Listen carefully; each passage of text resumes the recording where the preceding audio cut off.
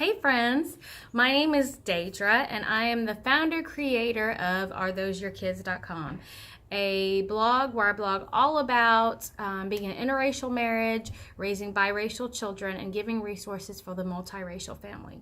So today I wanted to talk all about a difficult subject, and it's about miscarriage. So I want to share with you guys my miscarriage story and my journey. So back in January, January 25th to be exact, I went in for a routine 10-week appointment and ultrasound. Now I found out around Christmas that I was pregnant. We had done the whole reveal to the parents. This was my third child, and I'd had 2 healthy children and 2 healthy pregnancies. So my husband came with me for the second ultrasound. I was alone for the first one.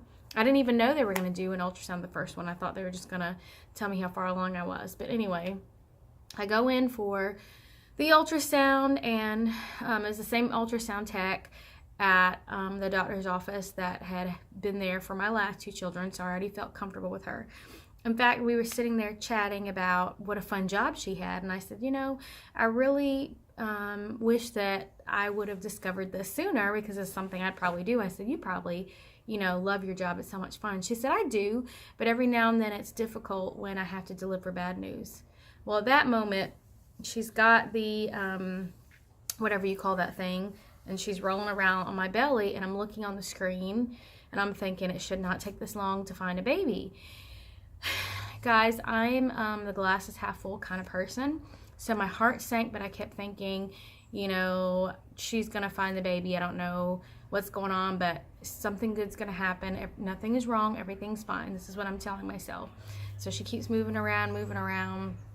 My heart starts to race, and I instantly know something's wrong. So then she says, I'm so sorry. Your baby doesn't have a heartbeat. At that moment, everything went numb. And it was like the words she just said about delivering bad news. It became real for me. And she said, I'll be right back. And she goes out and she gets the doctor. And I tell myself, okay, I can hold it together. This is a public place. I'm a counselor. I will deal with my feelings at home.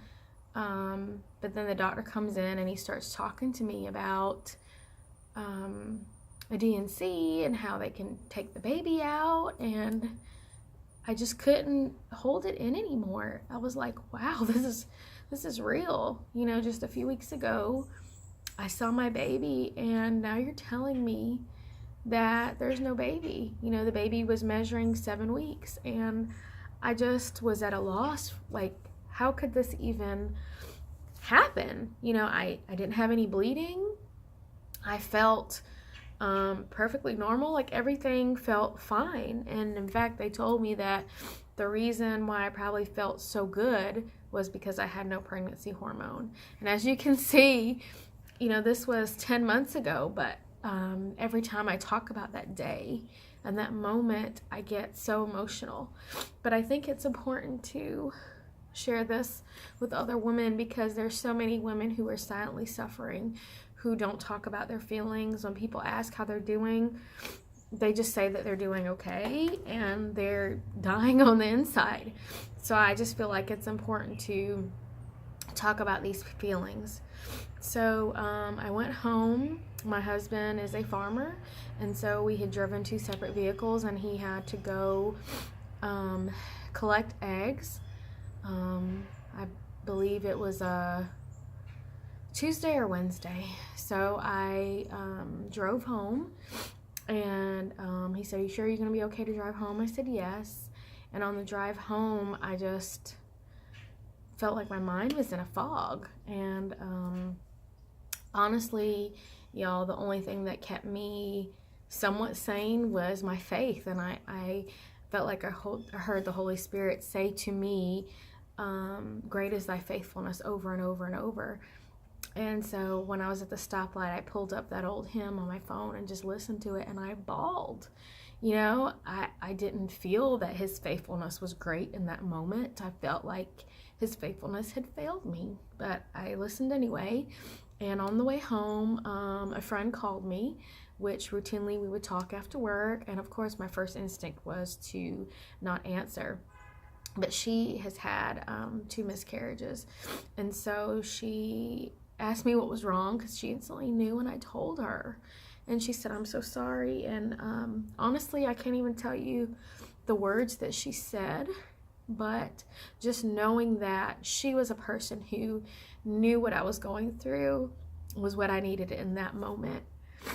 And so that's another reason I like to, speak out and share my experience, because there may be someone who needs to hear this, someone who needs to know that it's okay to cry and grieve and mourn, and even as time goes by, that there's some days that it still feels so raw. So fast forward, my mother-in-law had my 2 children who are 6 and 3, and the D&C was scheduled for the next day, and so she kept the children, so because I didn't want them to see me that way. And they came in, and I was on the couch, and they asked me what was wrong, but of course I just wiped my eyes and said, "Nothing, Mommy just doesn't feel good." And that night was terrible. I don't even know if I got any sleep, but the next morning I woke up crying, y'all. I have never experienced that kind of pain ever. Even dealing with the loss of family members and close friends, I've never felt a pain so great. So I got up, and I was walking around like, what do I wear? What do I put on? I just sat and cried, and I think I even fell on the floor. My husband was like, "Come on, dear, we got to get to the hospital." So I wore a black hoodie and black pants, and I said, "I'll just wear all black because I'm mourning." And going to the hospital was the worst experience ever. I go to the intake, and they ask several times what I'm here for, and I have to tell them what I'm here for over and over and over. And sorry, y'all, I live in South Georgia, and even though it's October, it's 81 degrees and mosquitoes are out. So then I go in the back, and they ask me again, "What's your name? What's your birth date?" I know they have to verify that information, to make sure that they're going to be doing the right procedure on the right person. But gosh, you would think with someone with a miscarriage, there'd be a little bit more sensitivity involved. And I just lay there crying and wailing, and I could see some of the other nurses or doctors walking back and forth, kind of looking over like, what's wrong with her? And one nurse I had was so sweet. She shared with me that her son's wife was pregnant with twins, and she lost one, and she still had to carry the other. And that kind of helped a little bit. And one of the nurses had a student nurse, and of course the student nurse was pregnant and standing there rubbing her belly. So I had to turn over on my side and ask the nurse if the student nurse could kind of step away from me. And at one point I laid there, and I just thought, if they make a mistake while they're doing this D&C and I just slip off, I'm okay with that, because I'm in such great emotional pain that I just don't want to deal with it anymore. And it was like God was saying, "Okay, I know you're grieving, but come on, you got to remember you have 2 kids and you have a husband." So I kind of snatched that thought back, but I just was in a different space. I can't even explain it. And so I woke up, and I just was in a fog. In fact, my coworkers had texted me the day before and asked me how my appointment went, and I lied and I said it was okay. But then later I texted back and said it wasn't okay. I had a miscarriage and I'm taking the rest of the week off. I was so worried about what people were going to think, because the day before I had just posted my pregnancy announcement. I've had 2 healthy pregnancies in the past, so there was no reason for me to not have a regular pregnancy. So announcing it 10 weeks didn't seem like a big deal to me. I was embarrassed. There's no reason I should have been embarrassed, but I was so embarrassed. One day I have a baby, the next day I don't. I just had a really hard time with that. I don't know why, but I just struggled with that. And then when I went for my follow-up appointment, My doctor told me that everything was okay and there was no reason that I couldn't try when I was emotionally ready. And he shared with me that his wife had had a miscarriage, and he hugged me and told me he'd be praying for me and that he hoped to see me in the office again soon. And that meant a lot to me too, to know that I had a doctor who was rooting for me and praying for me. And he asked me how I was doing, and I said, not good at all. And so I got a small dosage of Xanax, and I thought, golly, where is my mind? Where are my emotions? Like, who am I? And so at first I just had it, but it was rough. I went back to work that Monday, and nobody really said anything to me. A couple people wanted to hug me, and I kind of pushed their hugs away because I just wanted to compartmentalize. I didn't want to feel anything, and if I accepted their sympathy for me and their condolences, that meant I had to think about it, and I didn't want to function and deal with that at work. And so eventually I was able to accept hugs, and I even stopped a coworker once and asked her how she dealt with it, and we kind of shed a few tears together. But it was tough. It was tough to get back in the zone at work. It was tough to get back in the zone at home. The only, I guess, good that came out of it was that I started to look at my children differently. Even the days that they drove me absolutely insane, I was able to look at them and say, gosh, they're a blessing. I'm glad that they're here, even though they drive me crazy. And there are times that I would cry and I would just hide because I didn't want them to see. It was hard. It was hard managing my pain and grief and being a mom. And there were times that my husband wanted to help me, but there's nothing he could say, nothing he could do. He would just hold me and tell me we could try again, but I couldn't even think about trying again. All I could think about was my sweet little baby that I had already envisioned what he or she would look like and who they would be and how they'd fit in our family was gone, was like stolen from me for no reason, and there were no answers as to why. It's a normal thing that happens to a lot of people, but my mind was just searching for why. Like, did I do something? I had went up in the attic a couple times, and I thought, did I go up in the attic one too many times? What did I do? I must have caused this terrible, terrible thing to happen. And I kind of slipped into a depression for a while.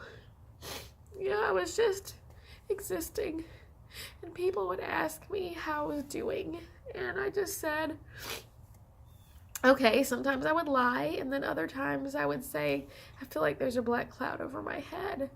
And I would ask my husband, am I ever going to feel joy again? Is there anything that's going to bring that back? And I worried for a long time that I wouldn't get that back.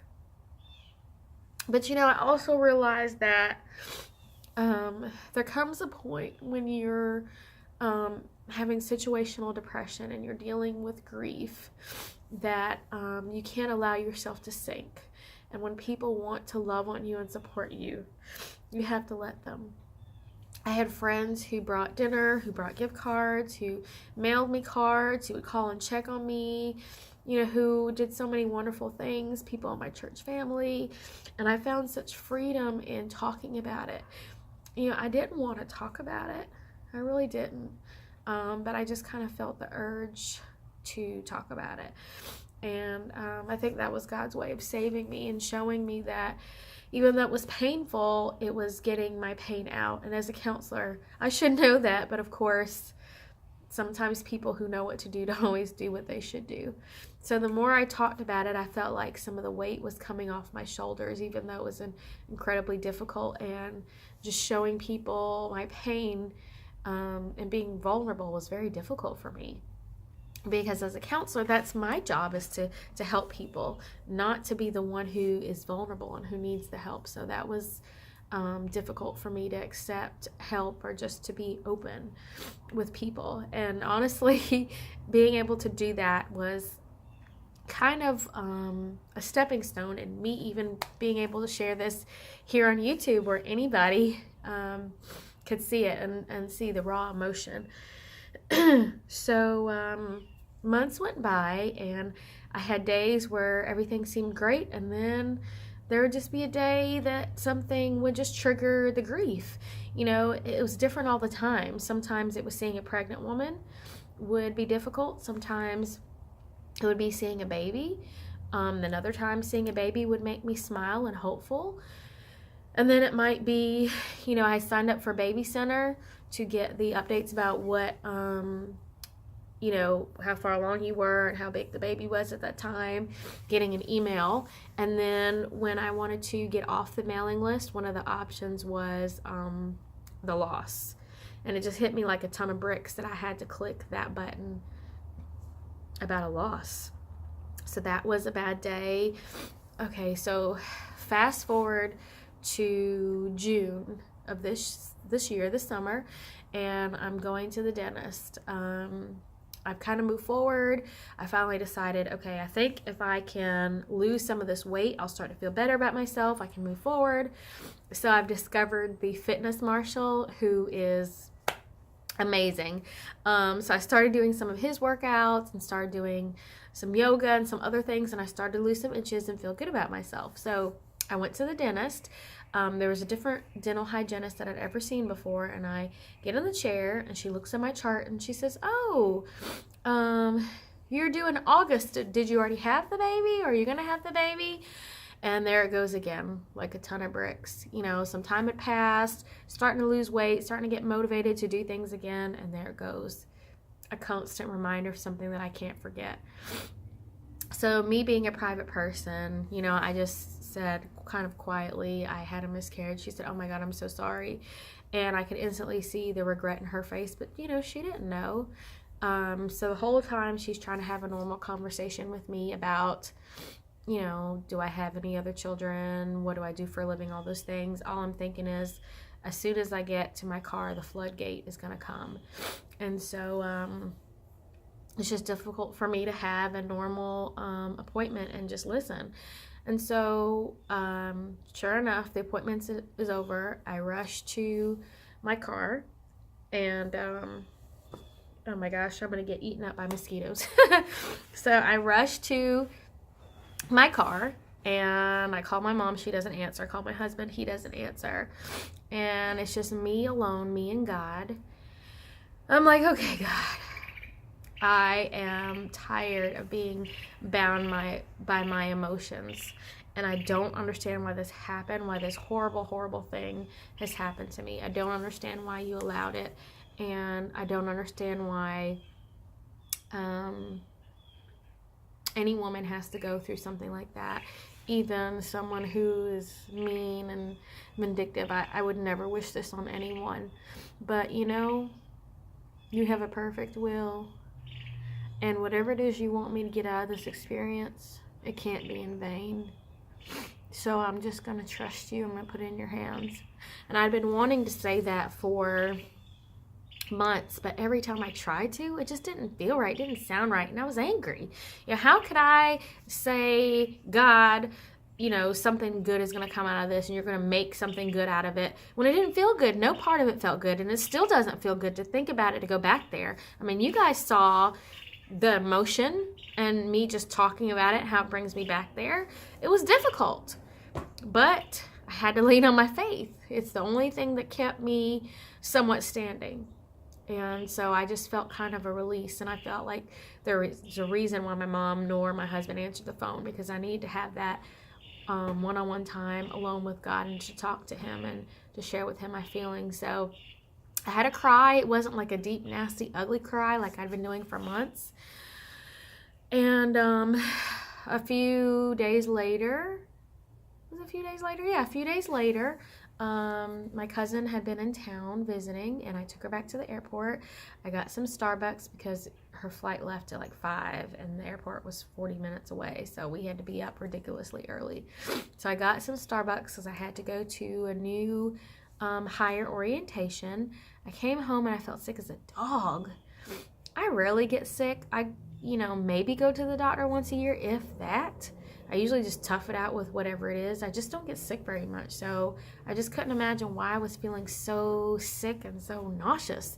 Now, I know that when you have coffee on an empty stomach, sometimes it will do that to you. But usually it just makes me want to go to the bathroom. It doesn't make me feel nauseous.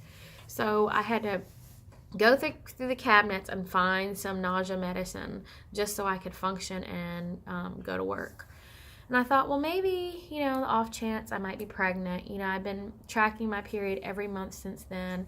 And, that was a whole nother journey in itself. I started using a pregnancy or period tracker app on my phone because having the miscarriage threw everything off. It threw my cycle off. My flow was heavier. It was just rough, y'all. There's no other way to describe it, but the whole process was just rough, even afterwards. So I was using the app, and I noticed that my cycle was about 5 weeks late.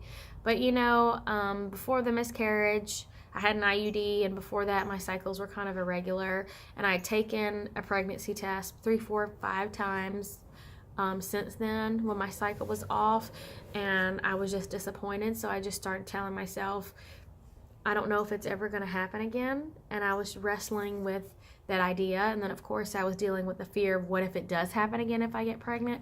So it was a difficult space to be in because I wanted to be pregnant, but then there was so much fear and anxiety, behind it. So I took the pregnancy test, and I fully expected it to be exactly what it had been the other 5 times that I had taken it, but this time it was positive. It was positive. It was positive. So I screamed, I shouted, I got on my knees, I prayed, I cried, and it was positive. Yeah. Wow. So I shared with my husband, and we celebrated, and I told him I didn't want to share with anybody until we were sure this time. I just didn't want to be traumatized like last time. But just the weight of the fear and anxiety just almost overcame me. And I said, I can't keep this to myself. I'm going to go insane. And that's the crazy thing about being pregnant after a miscarriage, is that you worry. You really, really worry. You almost replay those miscarriage moments in your brain over again, and you worry about that happening again. So even though I had kind of gotten over one hurdle, there was another. So I called my mom the next morning, and I just cried, and I prayed to her, or I talked to her, and she prayed with me, and I felt a little bit better because my mom's, my rock, and she's had several miscarriages, so she knew exactly what I was going through. And so I told her, and I told my husband, I don't want to go to the doctor until close to the second trimester, or I'm in the second trimester, because basically all they're going to do is say, oh, you're however many weeks, congratulations. And I thought, you know what, I can't put myself through the thought of going to an ultrasound and having to sit there and go through that. I'm not ready. I'm scared out of my mind that something bad will happen. There'll be nothing on the screen, and I just cannot endure that pain again. My mom's like, are you sure? And she would ask me, and I'm like, yeah, no, I'm good. I'll just wait. And then I thought, well, I found out I had a miscarriage around 10 weeks. So if I could just get past the 10-week mark, then all would be well, because I felt like 10 weeks was cursed. And if I could just get past that time, then I wouldn't have so much fear and anxiety. Well, then I started having anxiety about what if something's wrong and I don't know. I really don't know how far along I am. Then my mind was just going crazy. So I decided, okay, I'm just going to bite the bullet, and I'm going to go to the doctor. So I called the doctor to make an appointment, and I asked if I can make it at, a little bit later. And to my surprise, they patched me through to the nurse, and she said, listen, we're going to have you do some blood work because we want to make sure that you see a baby on that ultrasound. So they sent me to the hospital for 2 days worth of blood work to check my HTC levels, HCG. I'm not a medical professional, obviously. So they sent me for those 2 days. Y'all, can you imagine what was going on in my brain? Waiting for those 2 days, first of all, going those days, it just was a whole mind trip. And being back in the hospital, period, it was tough. So I go in, have my blood work. They said it should be ready in like 2 to 4 business days. So I went on a Thursday and a Friday. Then I had to wait a weekend, and then the middle of the week, it was insane. I was waiting for them to call me back. They didn't call me back. The lead nurse was out. My mind was going insane. So I call back, and the nurse talks to me, and she tells me that my levels look great. They went from 1,000 to 33,000. She said, oh, 33, that's weird. So either you're having twins, or they actually, they accidentally put an extra 3 in there. Well, then my mind was completely blown, but there's only one baby. When we went, the lab just must have made a mistake and put an extra 3 in there. So I had a little bit of peace of mind then. But still, still feeling anxious, like it's so early.